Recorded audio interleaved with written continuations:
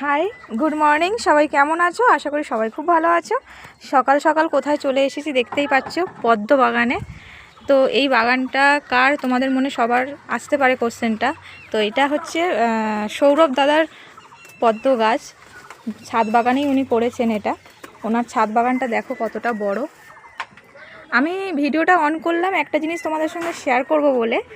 দাদা এখানে একটা গাছ করে রেখেছে, নিউ স্টার।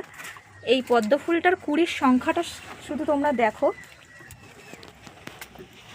যদি কেউ করতে চাও দাদার সাথে কন্ট্যাক্ট করতে পারো। দাদার ফেসবুকে পেজ আছে, দাদার সঙ্গে কন্ট্যাক্ট করলে দাদা টিউবার দিয়ে দেবে তোমাদেরকে। তো দেখো, আমি তোমাদেরকে গুনে দেখাই কুড়ির সংখ্যাটা।